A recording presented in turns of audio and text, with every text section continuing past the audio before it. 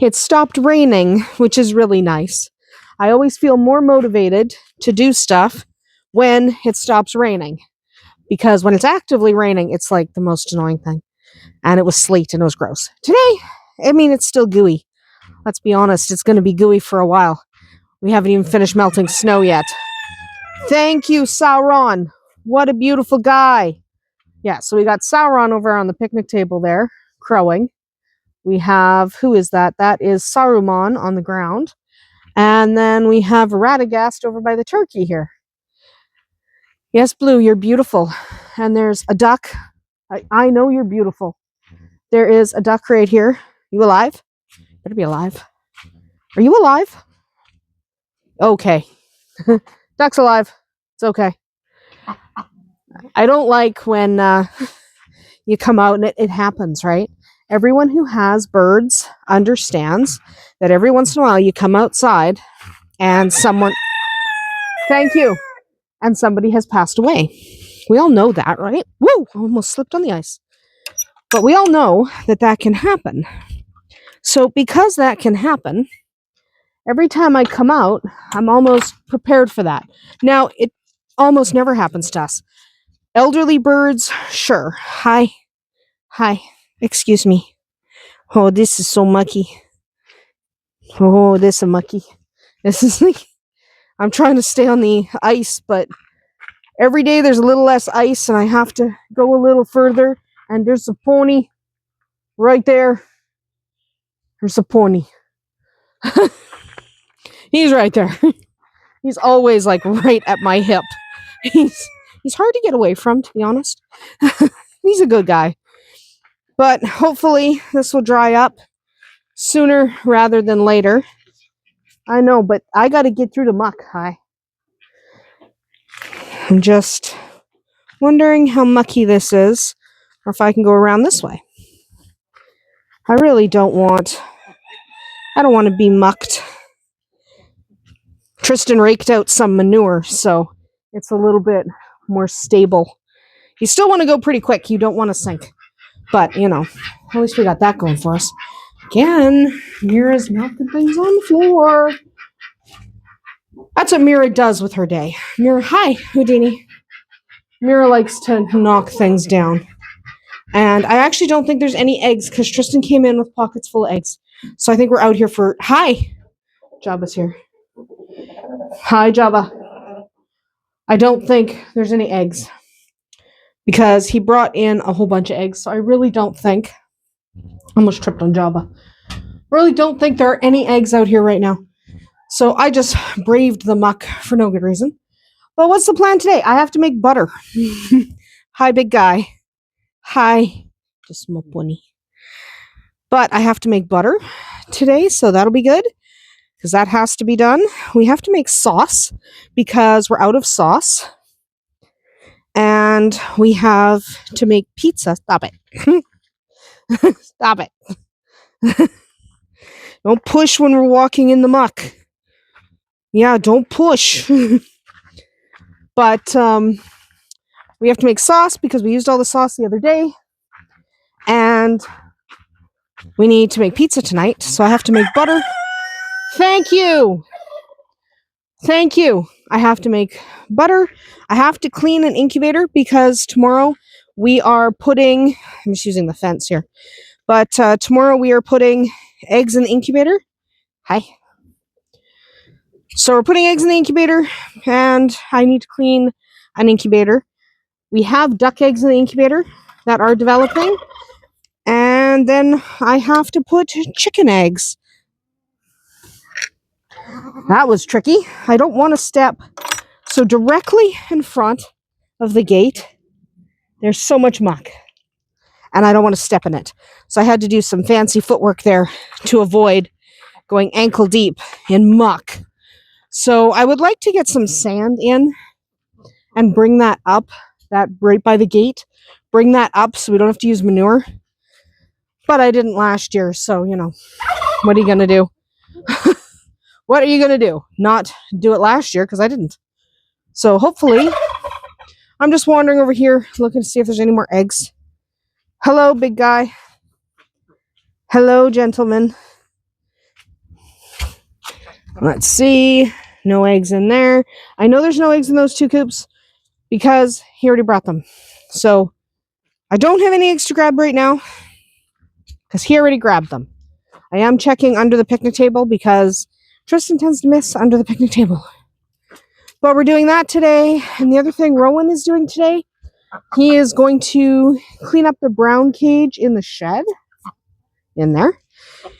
He is going to clean that up because he has a gentleman rabbit arriving tomorrow. A rescue, one we're taking in. And it's a Rex, so it's his bunny. He loves Rexes. I love the Rexes too, but Rexes really are his critters. Like, if we didn't have Rowan, I might not have the Rexes, to be honest. I would have my Lops. I'd probably have an outdoor rabbit breed, a larger breed. But for me, honestly, I might have ended up with New Zealand's. I know that they're popular and everyone has New Zealand's and they're trite and all that good stuff. But I like them. So if it was just me and I didn't have a son who wanted to do his own rabbits, I probably would have ended up, by the way, that's Trunk doing her rabbit thing. But I honestly probably would have ended up with New Zealand's instead of Rex's. Is probably where I would have gone. So, but yeah, Trunk. Anyway, I'm gonna go inside and start doing some of the things I listed: making butter, making sauce, cleaning an incubator. I actually have a few things to do today. It's not raining, so yay. Anyway, that's what I'm gonna go do. You can see Trunk, because Trunk is Trunk. What are we gonna do about it? Nothing. Anyway, let's go get the day started. Well, we're making butter. That's what we're doing right now. Making butter is so easy.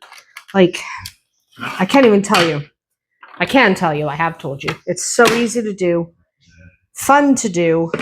You can do it with store-bought cream or with cream you get from your farm or someone else's farm is fine as well. I'm using store-bought cream still because the place I normally would get cream, not happening right now. It's just not happening right now. Anyway, it's really easy because I'm just going to shove them. God, I can't even open the carton. There we go. But I'm literally just going to shove the cream in this bowl here, dump the cream in this bowl, turn it on and walk away. I'm not going to time lapse it this time because it's actually really boring, but it's easy. So what we'll do is we will turn this on, and always make sure you have a splatter guard, by the way. It does splatter both at the beginning and the very end. But what I'm going to do is walk away, and I will come back and pick up the video when the buttermilk and the butter have separated from each other, so it's not cream anymore. And then I'll continue on from there because this part is really boring. Important, but really boring because my mixer's not the fastest, so it runs for about 15-20 minutes. Well, one of the ways you know your butter and your buttermilk have separated is when you end up, there's milk now on the counter because it's been shooting out. That's what happens. It separates and it gets everywhere. And that's actually a good thing. That means your butter has fully separated. That's what you want. So when it really starts kicking up and flying out of your bowl, then you know that you're making progress. So we have a bowl with a spout, we have a strainer, and we have cheesecloth, fresh, clean cheesecloth. I use reusable cheesecloth. They are infinitely reusable. You just wash them in your washing machine, let them air dry, and fold them up, put them back in a drawer. Use them next time you make butter or cheese. They are fantastic.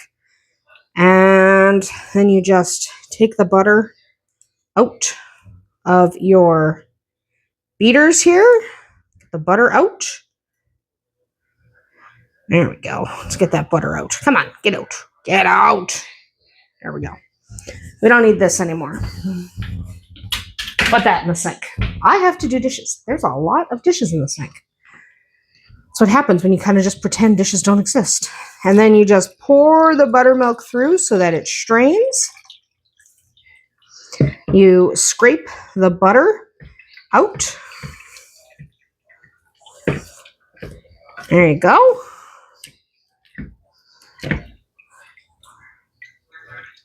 There we are.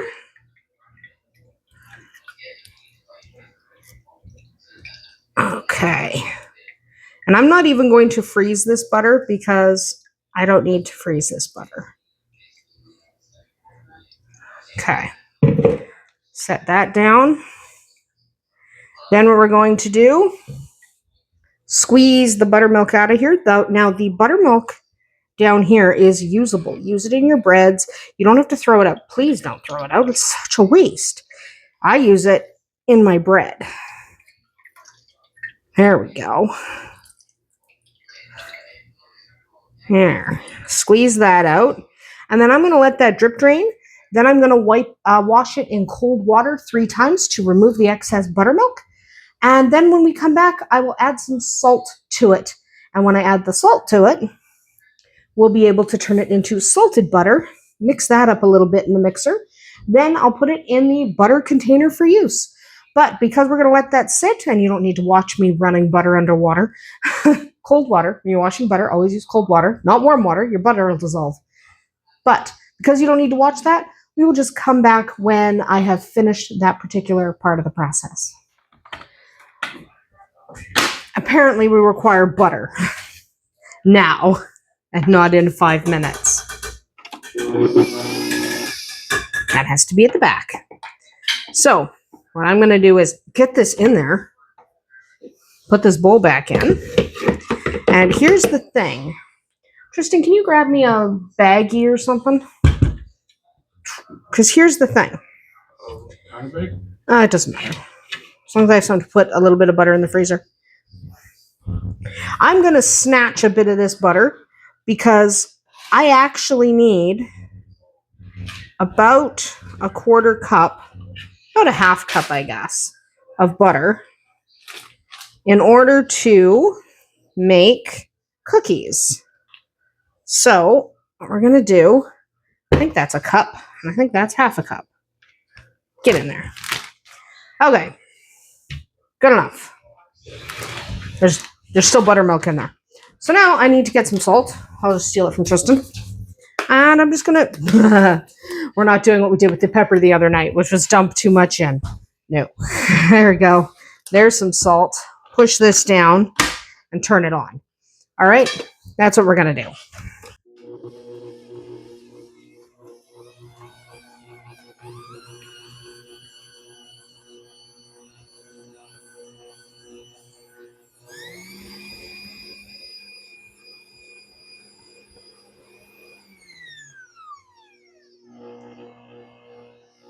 The reason why we need butter is because Tristan's making sauce over there. He's always very proud of his sauce.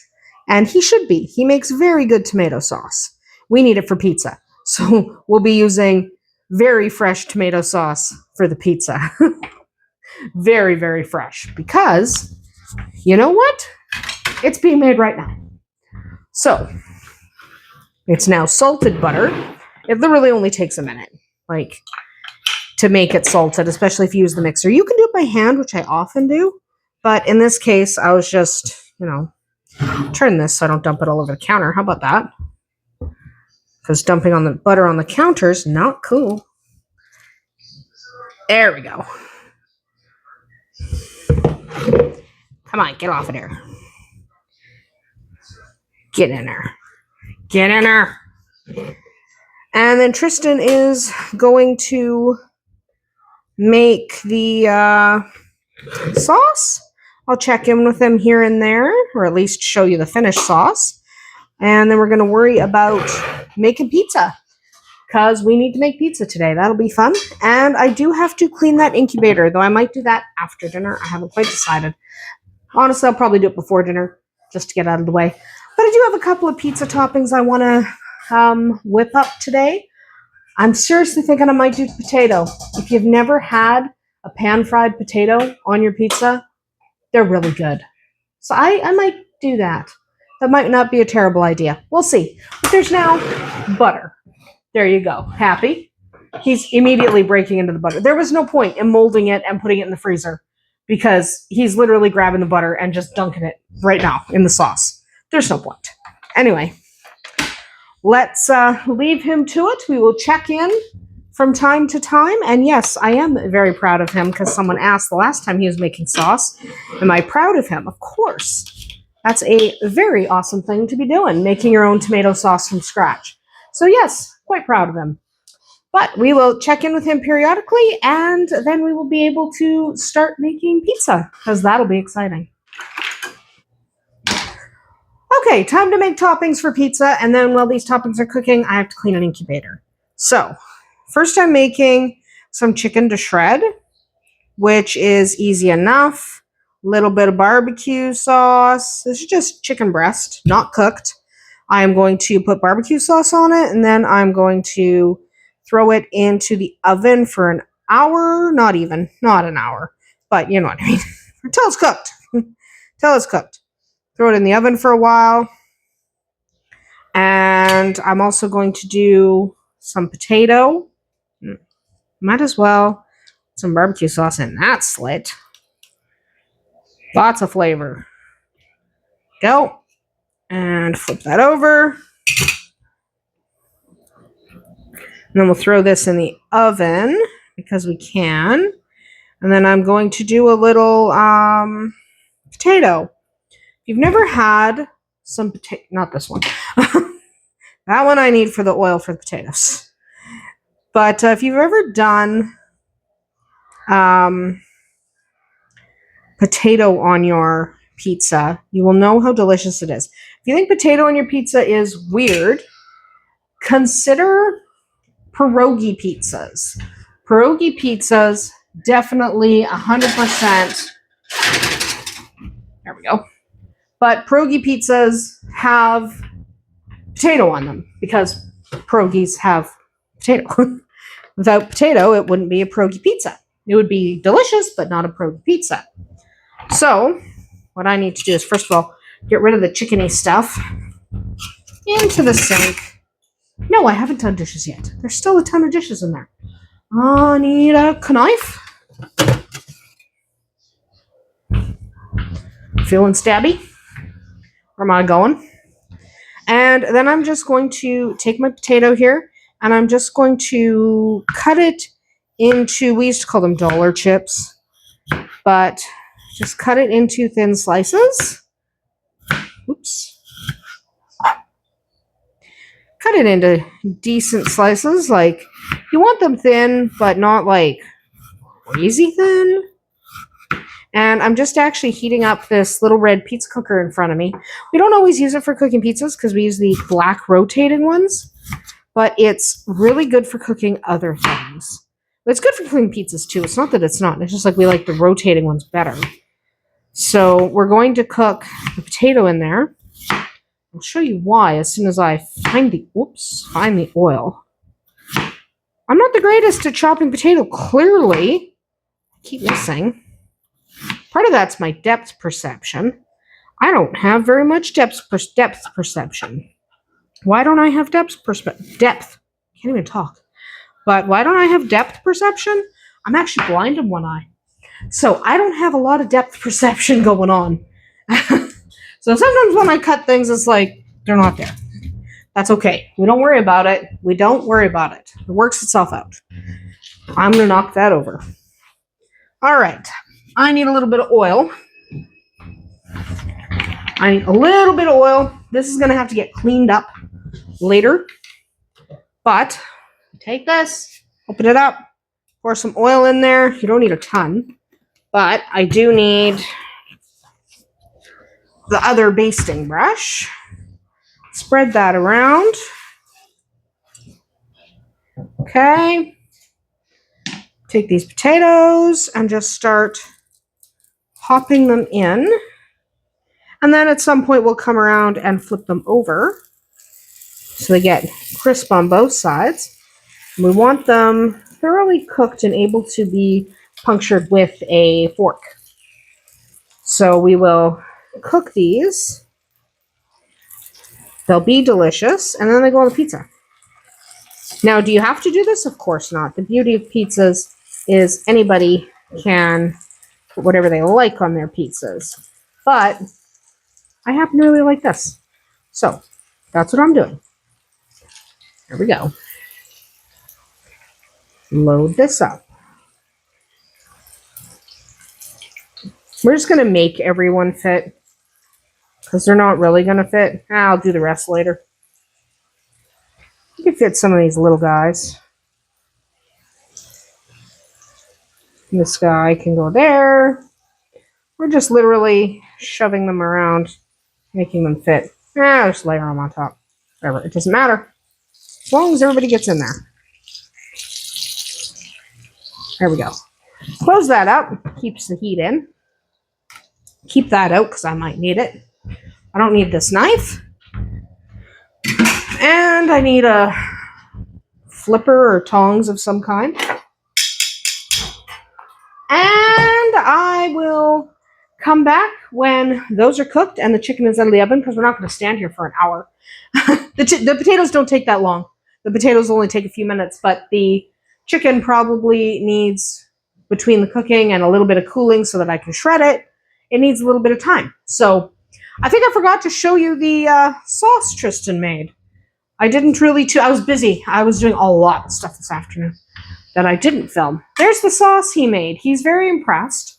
He makes very good sauce. The first time he made it, I made it with him, showed him how, shared my recipe that I use, which is on this channel. And by the second time, he was following that instructional video and doing very well. So he makes this delicious sauce now. And the best thing about that kind of sauce is you can kind of add the stuff you like. So if you prefer something like a parsley instead of a basil, you can definitely do that. And that's wonderful. Anyway, we will come back. These are obviously cooking. We will come back when the chicken is out and the potatoes are cooked and we're ready to assemble a pizza. While we're waiting for that to happen, I might as well clean up this incubator. I do have eggs to put in tomorrow. So we will do that tomorrow, which means today we're going to first dust it off because this is the first time I'm using this incubator. We have eggs in a different incubator, but I have multiple of these tabletop incubators. And this is the first time we're going to be using this one, which means we're going to have to clean it off. Okay. So then we're going to do, take this piece, put it over here, take these out. Now, I don't use this for hatching.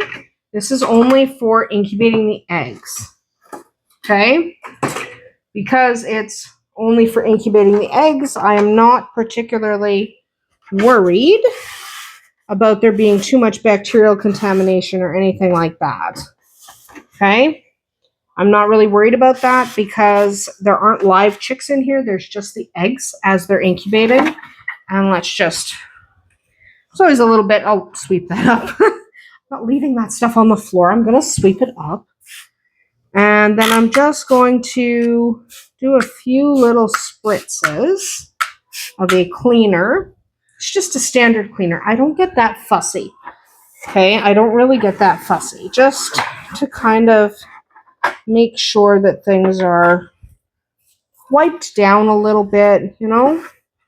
I'm not super fussy about it. I just want them wiped down. Because I don't use these for hatching, I don't need them cleaned every single week during hatching season or anything like that.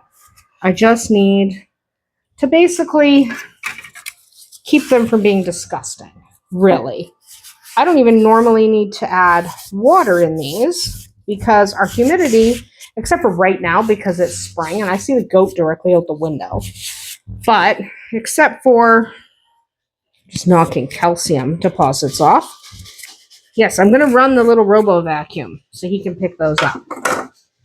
But other than needing to give them a good wipe down, I don't worry too much because there's not live chicks. So we're not worried too much about that. But it is good even when you only use them for You only occasionally use them. You don't really, like I use this all the time in hatching season, but I don't use it through the winter. It's good to wipe them down, pop these in. Come here. There we go. You want to make sure they are in their cradles. So this is an Bracea ovation. So this one has these nice trays, and this rocks back and forth as it's turning. So you set the turn angle, and it just, it just does its thing. Turn intervals, just does its thing. It's really easy to use. At some point, I am going to do some incubator reviews. I'll start with the Brinceas that I have. They are my favorite. I get asked a lot, what incubators do I use? I like the Brinceas because sometimes when you're hatching, what basically happens is something goes wrong and you don't really know why. And your first instinct is to blame the incubator. And a lot of times it is the incubator. Okay? However, automatically being able to blame the incubator doesn't let us address other problems that we might have. So maybe it's not the incubator, right? Maybe it isn't the incubator. Maybe your problem isn't that your incubator sucked. Maybe the problem is the parent flock isn't healthy enough. Because we do a lot of blaming the incubator. And with cheap incubators, I understand why. Because those cheap incubators, sometimes they work fine. A lot of times they don't. Okay? And those cheap incubators do not have a company that stands behind them. Let's be honest. They don't have a company that stands behind them. Because they're a cheap incubator. That's the way it goes with cheap stuff. You do not have a company that stands behind your product if it's cheap. And if you're lucky, sure, it works out. And other times, it doesn't. So with a cheap incubator, blaming the incubator, one, is a pretty good bet. But two, is also at the same time a cop-out. Because, I'm just going to check my potatoes while I'm doing this. But the other thing that happens, yes, these are getting crispy. But the other thing that happens when you take these off, take some of these off because they're pretty cooked. But the other thing that happens when you have a cheap incubator is it doesn't allow you to look further and find out what else might be going on. Okay? And that's a really important thing to do. Because if you don't know what else might be going on, like, is the parent flock healthy? Did you check? Do you know they are? Did you make sure their nutrition is up to snuff? Or are you just blaming your incubator? A cheap incubator, it's easy to blame it. And you're probably not far wrong. When you have a really good quality incubator, and I do, Rinsea are top of the line. When you have a good quality incubator, and you've been monitoring, because either way, you should monitor your incubators, right? Absolutely, you should monitor your incubators.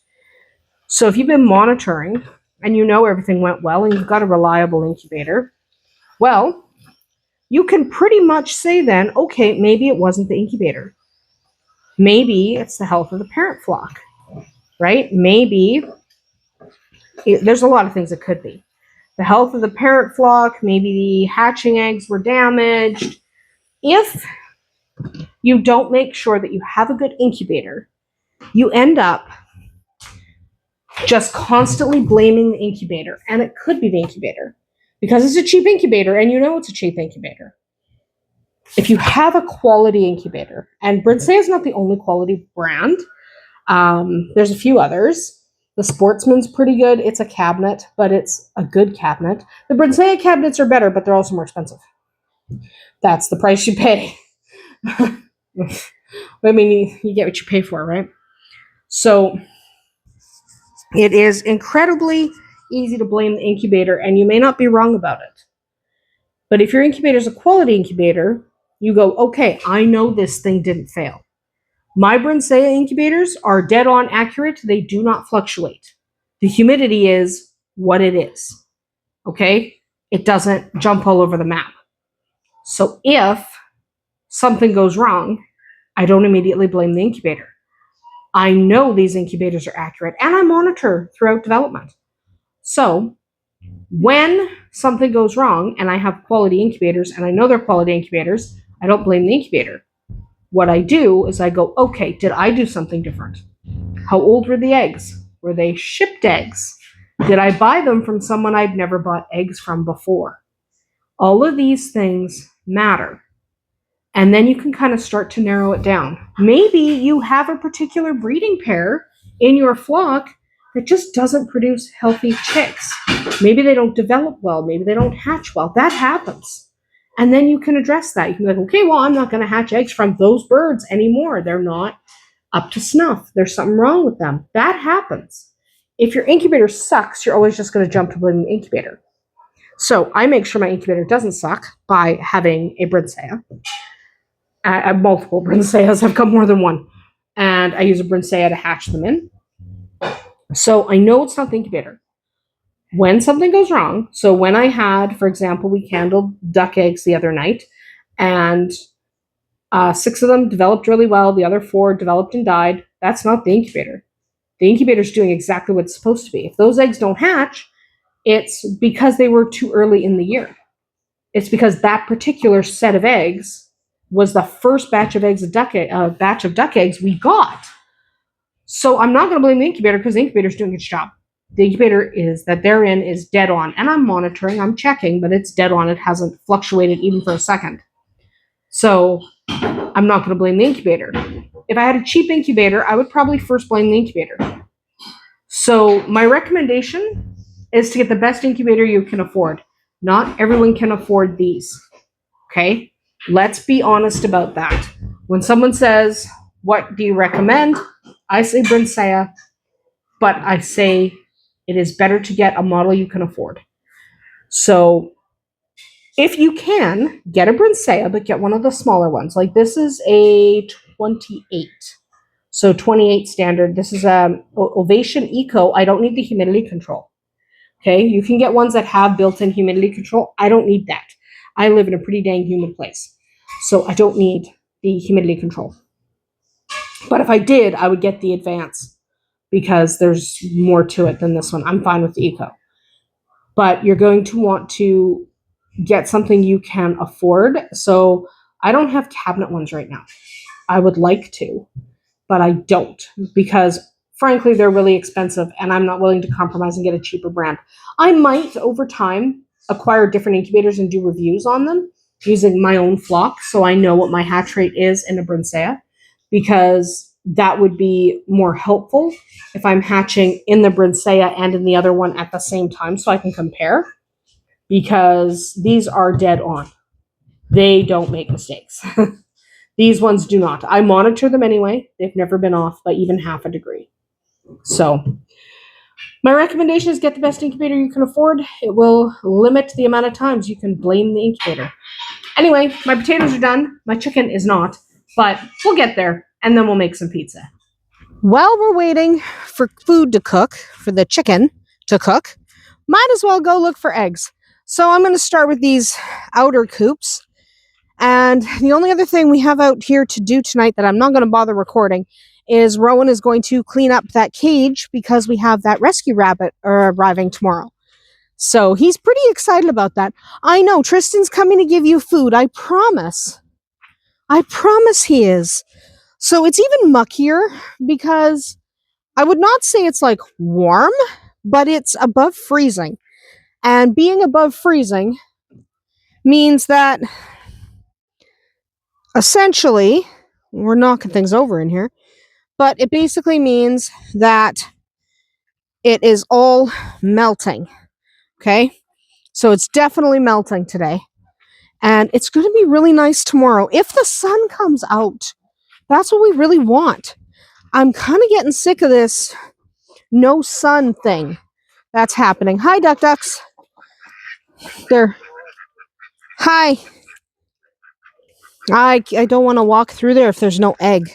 That's a really... Oh, there is no egg. There's no point in me getting my feet wet if there's no egg. Hi, Arwen. Hi, Arwen doll. Hi, baby. I know, you're such a good girl. And of course, it's Muck Muck City. Hello, Radagast.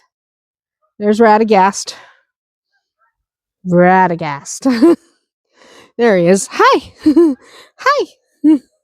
Yes. Hi, Sauron.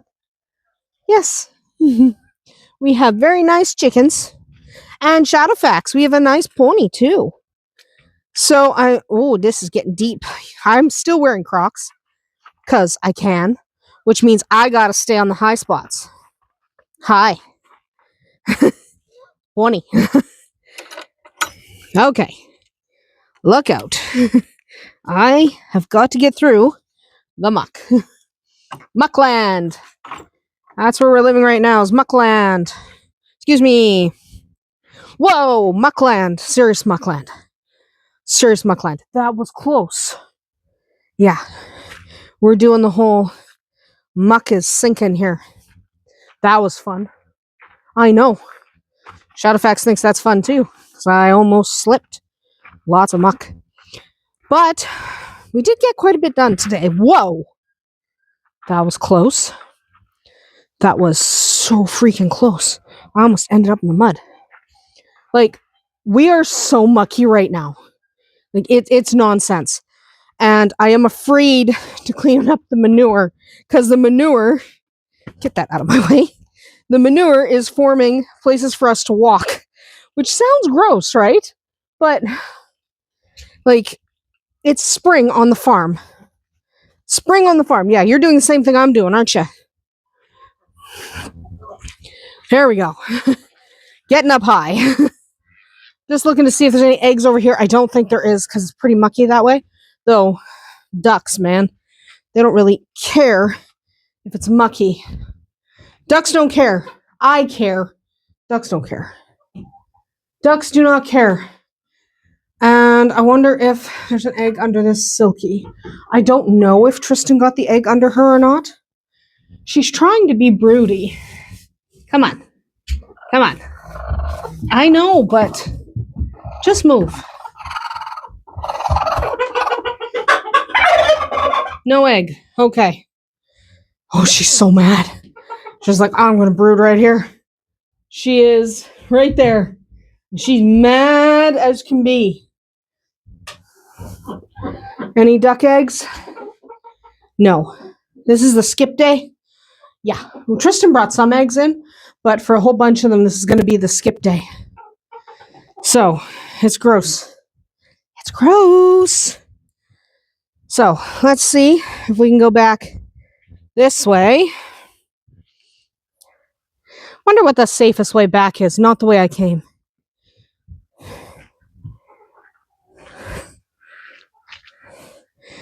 There's a stick there. Can I step on the stick? Nope. Let's go this way. I'm just going to follow Shadowfax's prints, because I think he's smarter than I am. Aha! Yes, you had the smart way. Good boy. Yeah, smart boy. That's the trick. Watch where Shadowfax walked. That's what I did. I followed his prints back. He took a wider circle than I did. So, yay! That's good. But it is so mucky. It's less mucky here than it is over there. I'm going to switch hands because I got the fence here that I can hang on to. There we go. Now we're going to go out this way. That was annoying. But yeah, so we're just making dinner and swing out on the post. Making dinner, and then we are... Here come some ducks. Yeah, Shadowfax. Making dinner, and then we're done for the day. Because we cleaned up that incubator. It's ready for eggs tomorrow, which is what we're doing.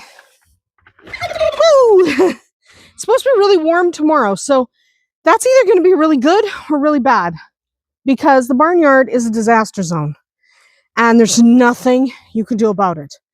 So That's why we have the high area over here. And we're going to bring him out if it gets really bad tomorrow. Even though, like, look at all this. This is all sheer ice. I really don't want him running on this, because that is going to be so completely dangerous.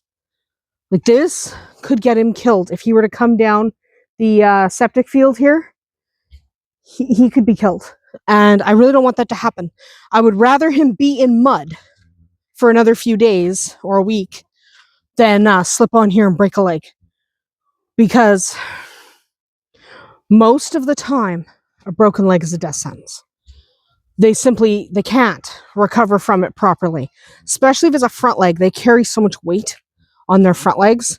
They're not like dogs. So I know online you'll see like some cute little foals born with 3 legs, or they lose a leg because their mom stepped on it or whatever. That is generally not viable long term. It works for a foal, mostly because foals are little and they don't weigh very much. So Shadowfax isn't a foal. He might be small, but his entire body is designed to carry him on 4 legs. If something were to happen, unless it was a very simple break, like so simple that it was almost a non-issue, there's a real good chance that we'd have to put him down. So I would rather him be in the goo for a few days and be annoyed by the goo than come out and run around on like any of this. This is like ice. All of this is just sheer ice. Like me walking on it, I almost wipe out. And I have grip. Like I have those fancy grip things on the bottom of my Crocs so I don't slip on the ice. Like those, things you strap to your shoes. I strap them to my Crocs so I don't slip. And I still almost wipe out. He doesn't have those. So I'd rather he spend a few more days in the muck and not really loving it than end up doing something that could hurt him. It's just better, right? So that's the plan. Anyway, let's go inside. Hopefully the chicken's done, or should be done shortly, and we can make a pizza. Because I'm hungry. Because I know I didn't film a ton. I filmed making the butter, and we were doing the sauce and cleaning the incubator, but I was actually really, really busy today doing other things that were not hobby farm related. So I was incredibly busy. So it would be nice if I could go have something to eat and then go to bed. Because by the time I get in there and shred the chicken, and the chicken's not even finished yet, it's going to be dark.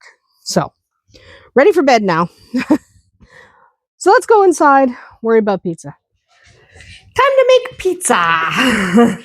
Because we can, and I'm not being too careful with my dough. I'm making a smaller pizza for myself than I've made the last couple weeks. Mostly because I can't eat that much pizza, and I always end up with so much leftover that it goes in the fridge. And why don't I just make a smaller pizza that I can actually eat? And then, actually, I kind of want it to be square. Okay, let's reshape this. But after I put it in the fridge, it's fine the next day. It's not that it's not. It's just, why would I do that when instead of putting it in the fridge, I could just make a fresh pizza with the leftover dough tomorrow. So that's what I've decided I'm doing, is save the dough and just make a smaller pizza. And I want it to be kind of rectangular because I'm going to slice it like that and then into strips. It'll be easier to eat. Yay. All right. I need some sauce, fresh made sauce from Tristan. He does such a good job. He does a fantastic job with the sauces. I do need a spoon to spread the sauce. That's good.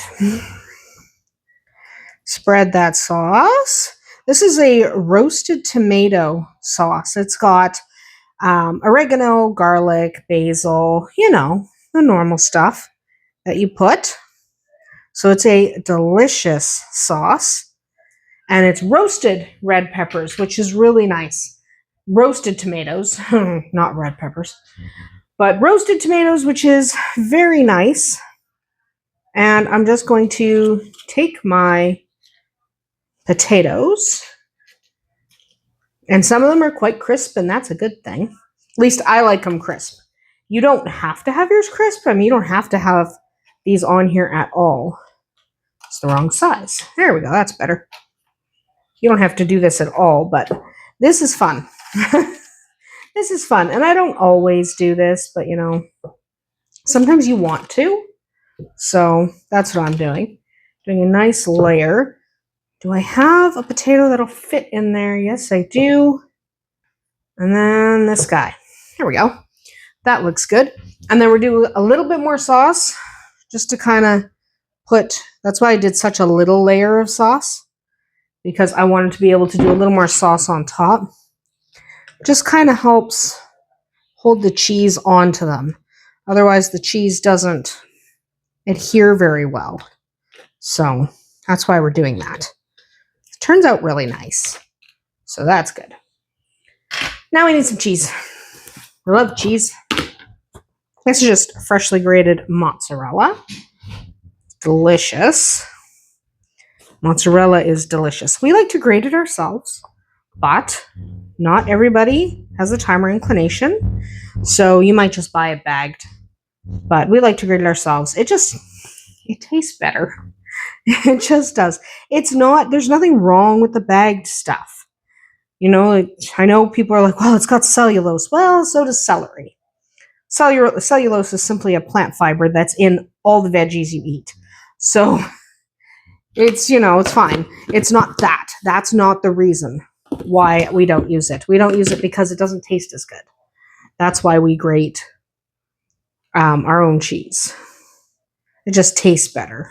It's freshly grated. There's nothing wrong with not freshly grated. So sometimes when I say that, I get comments. There's nothing wrong with buying bagged cheese and then using that for your pizza. There's nothing wrong with it. We just prefer to grate it ourselves. Anyway, get that on there. This is just my shredded chicken, and it's fantastic. And I want oregano. I love oregano. If I had to pick only one herb to put on my pizza, it would 100% be oregano. And I'm going to do paprika. Paprika is fantastic. I put paprika on a lot of things. I just like it. There we go. I'm going to pop that on the pizza cooker. And that's going to take about, oops, I almost dropped it. But that's going to take about 20 minutes. Something like that. It's probably about what it'll take. And before I eat it, I will definitely pop back and show you what it looks like before I eat it. But for right now, I am going to go do some editing because I've got a ton of videos on my phone right now. And if I don't edit some of them, I'm going to run out of storage. Again, even though I have a lot of storage, there comes a point where you have to edit the videos and upload them or you're going to lose your mind. So that's what I'm doing right now. I'm going to go do that, wait for that to be done, and then eat dinner. Well, my pizza is off the cooker, and I did make it a rectangle. So I'm going to not slice correctly at all because, you know, I'm actually historically pretty bad at slicing pizza. So I shouldn't even be doing it on a plate because I'm bad at this. Don't worry about it. We're not going to worry about it. And I'm just going to slice it into strips without chopping my finger off. Oh my God. This is why I require adult supervision. I need an adultier adult. I almost cut my finger off. I was literally heading towards my finger, and I don't know what was wrong with me, but I almost didn't move my finger. I need an adultier adult over here right now, stat. Unfortunately, I'm here with my children. They're not adultier adults. Anyway, this is what it looks like. And then if you want to see, this one probably has a pretty good potato. It's going to be delicious, but you have to pre-cook the potatoes. Otherwise, they're just going to be a bunch of crunchy nonsense on your pizza. So make sure you absolutely cook the potato before you put it on there. That's why I cooked it in the pizza cooker. But that is literally it for us today. I don't know. I felt like I didn't really film very much. It turns out this video is turning out to be a lot longer than I originally thought. I thought it was going to be like 20 minutes. We're way over that. So, okay. Thanks for sticking around this long if you did. If you didn't, you're not watching this anyway. So that is literally it for us tonight. I know the sun is still out, but I'm going to call it a day. I'm going to grab a book and read a few chapters just because I really love to read. So that's what I'm going to do for the rest of the evening. I hope you also enjoy the rest of your night or day. We'll see you tomorrow.